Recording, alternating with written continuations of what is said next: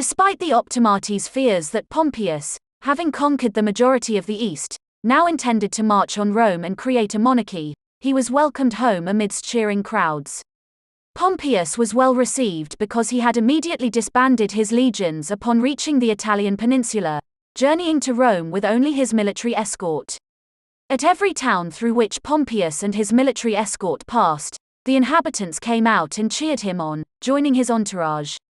By the time he reached Rome, so many people had joined his train that Plutarch remarked Pompeius would not have needed an army to start a revolution.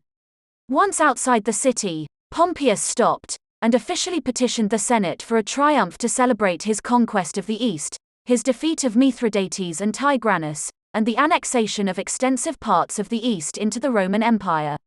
This time, the Senate did not hesitate.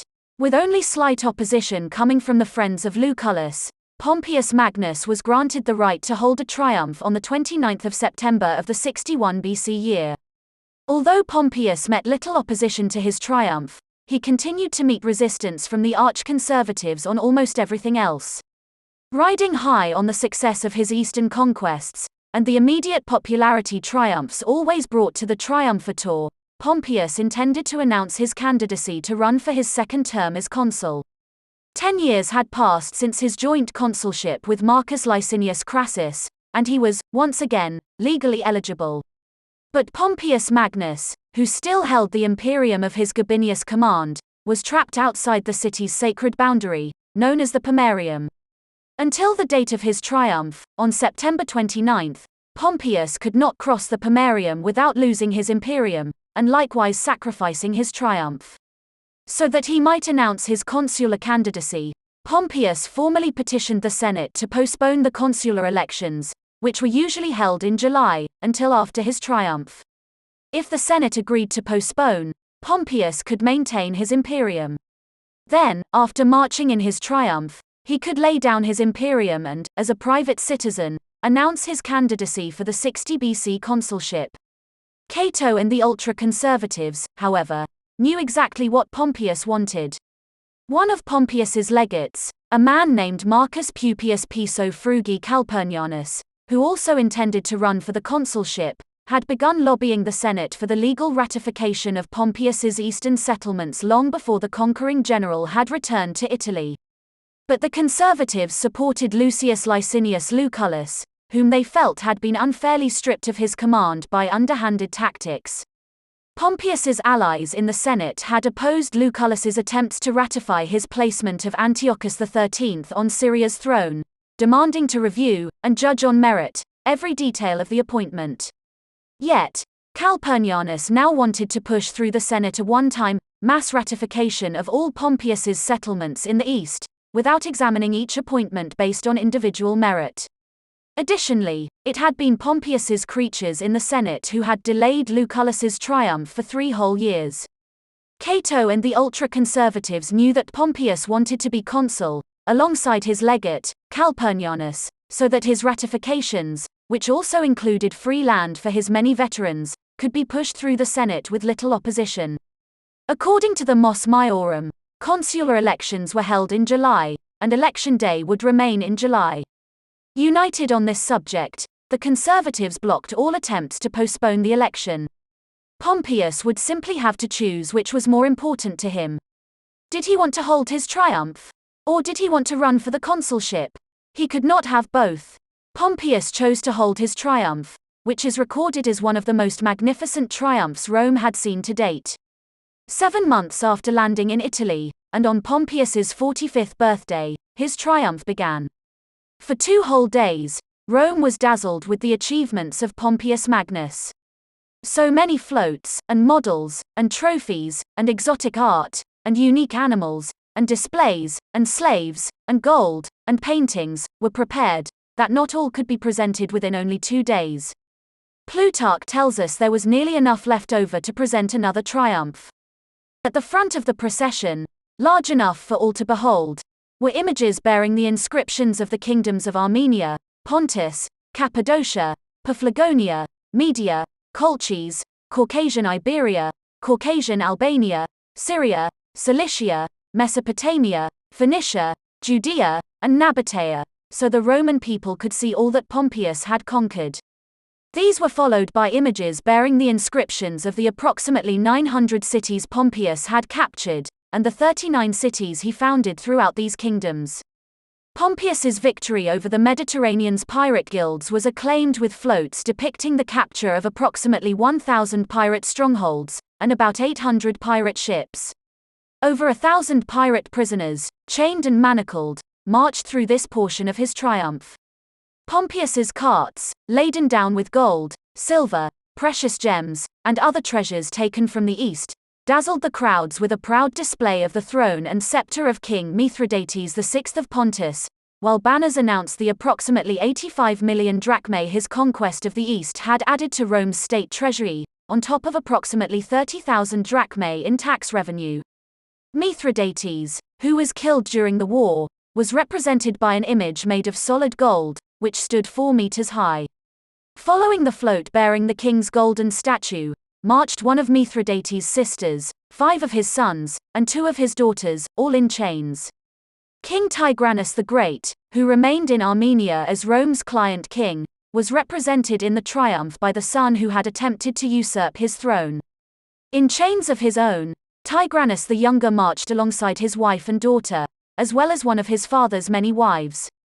These royal prisoners were joined by hostages from the Caucasus, the king of Commagene, and Judea's would-be king, Aristobulus. Following the huge exhibition of prisoners, treasures, weapons, kings, queens, children, commanders, and everything else carefully chosen as a visual reminder to every Roman citizen of just how profitable a business war was, came Pompeius's legions. Although the Lex Gabinia gave Pompeius command over approximately 24 legions, only 1 or 2 of his most important legions would have been chosen to march in the triumph. With clean uniforms and polished helmets, the soldiers marched amidst cheering crowds, and sang bawdy songs about their conquering general. After the legions came Pompeius's immediate staff. Military legates, such as his former brother-in-law, Marcus Aemilius Scaurus, walked alongside quaestors and clerks, and praetorian commanders. Next came Rome's entire Senate and its magistrates, followed by Pompeius's lictors. The lictors wore red robes of war, and the fasces, bearing the rods and axes, were garlanded, with the axes turned backwards. At the end of it all came Pompeius Magnus, himself. He rode proudly into the Forum Romanum on his gem-studded 4-horse quadriga, or triumphal chariot. Covering his toga picta, or painted toga, which was a dyed Tyrian purple toga bordered with gold thread, permitted to be worn only by a triumphator, Pompeius Magnus wore the cloak of Alexander the Great. Pompeius had found the cloak among Mithridates' belongings, which he had stolen from the island of Kos almost 30 years earlier when he had kidnapped the bastard sons of Egypt's king. Alongside Pompeius's chariot, his 15-year-old son, another Gnaeus Pompeius, rode on horseback. Although several conquering generals were known to share their triumphal chariots with younger members of the family, the historians do not tell us whether or not Pompeius shared his bejeweled quadriga with his younger son, Sextus Pompeius, and his daughter, Pompeia Magna. Although, according to Plutarch, Pompeius's displays and models were, quote, more the triumph of luxury than the triumph of conquest, end quote, he does praise Pompeius by saying, that which most enhanced his glory and had never been the lot of any Roman before, was that he celebrated his 3rd triumph over the 3rd continent. Pompeius Magnus' 3 triumphs were for his victories in Africa, Hispania, and Asia. Before that, only Scipio Aemilianus had celebrated triumphs for victories in 2 separate continents. Unfortunately, once the festivities and the revelries of the triumph had ended, it was time to get back to the business of governing. Pompeius, who had chosen not to run for the consulship for the 60 BC year, found himself facing a conservative blockade when it came to the ratification of his eastern settlements, and all attempts to legislate for land on which to settle his many veterans. The conservatives, who had sided with Lucullus, seized every opportunity to hinder Pompeius's agenda. They even went so far as to try and make Lucius Licinius Lucullus the head of the Optimates party. Lucullus, to them, embodied the tenets of conservatism and, because he had obviously been the victim of dirty politics, was the perfect example of what could happen to anyone should the populares succeed. Unfortunately for the conservatives, Lucullus had had enough.